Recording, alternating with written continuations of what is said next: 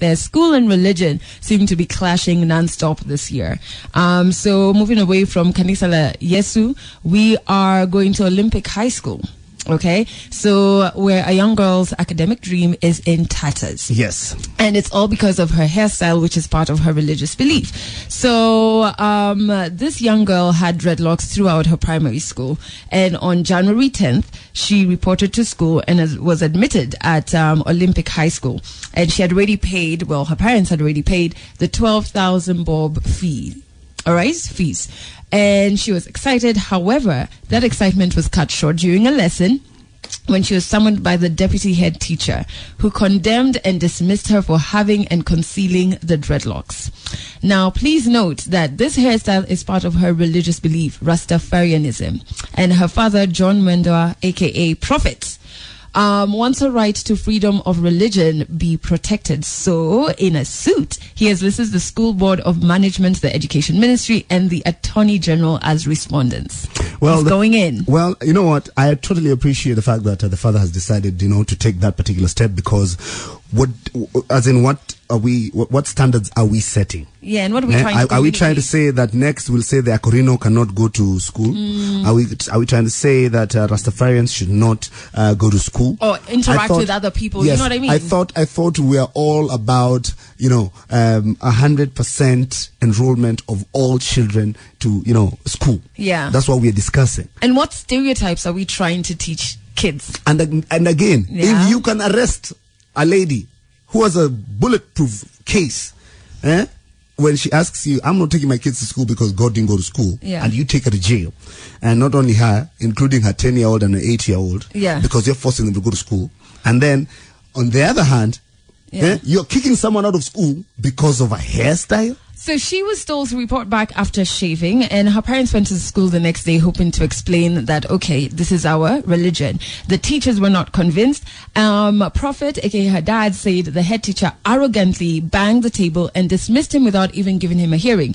And he made it clear that the school only recognizes Christians, Muslims, and Akorinos. Well, no Rastafarians would be tolerated. First of all, the fact that the principal recognizes Akorinos, Yeah. you don't know what's under that turban. But we're not going to go that route because it's not about the Akorinos. The thing is this. I think the principal is just, that typical Kenyan who's caught between a rock and a hard place. When someone comes and when a parent comes to see you, and you're having an altercation, and they tell you they're called a prophet. First of all, they call themselves prophet. It's a bit confusing. But as a principal, you should know better. And just as an adult, because honestly, with all the issues that we're facing around the Form 1 intake, which is we don't have space and all of that, how have you settled on somebody's hair as being the reason why they will be denied a right to education? Well, that principle, by the way, he's opened a can of worms, and I can assure you that definitely, as a school, as an establishment, they're going to lose this case. But I remember, if we throw it back to like when we were in school, there was a time we could go with any hairstyle. I remember when I was in primary school. And then all of a sudden, it became, because I used to do, we called them rastas, but they weren't rastas. They were like single braids, but with your own hair. So you'd braid your hair mlazos half, and then ukunyuma rastas. Rastas are rasta. No, back in the day we used to call them rastas, but they weren't rastas. Yes. Then all of a sudden there was a law. Everybody has to do mlazo, and isitoshe ukunyuma, you have to shona it. Well, let me tell you the problem. The problem is when everybody becomes a busybody and they start, discussing or even, wanting to be, want to be hard. Yeah. When, there are many other issues in schools. The issue of how someone's hair looks is neither here or there. Yeah, or the ones that force kids to shave. Yes. Like girls. Yeah, like you have to nuance stuff. I know, like majority of schools in Eastern Province, majority of all the boarding schools in, and I'm talking about Machakos, Kitui, all that area. Yeah. I remember majority of all the high schools, when you used to go for ball games, all those Chileans used to come and they had Jordans. It's called Jordans. Jordan. For dudes, it's Jordan.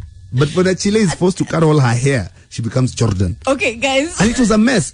And then we never used to, as dudes, these Chileans used to be hot, but they never used to have hair. So us guys were like, so even funkies that were popping in those schools, we never even used to attend. Honestly, we just stuck sides of Meru, Mount Kenya region. But I understand the schools there did that because of the weather. What's about? Look, that was the reason. What about the weather? You know, it's very hot, and then there's lack of water. Stop deciding for me. That's what. No, that's so we'll shave you. Because I remember we had a conversation around it. Girls from Boni, girls, all those schools. Because it's hot. Macha sides. Yes. By the way, if you want to come to any school, if you want to be enrolled, you have to cut off all your nywele. Because of the temperature. Because of the temperature. So I'm telling you, some teachers are just busybodies. Some of these rules do not make any sense. Listen, guys, we're opening up our phone lines because may want to know if you were in a school that forced you to shave due to temperature. Jordan. Jordan. 07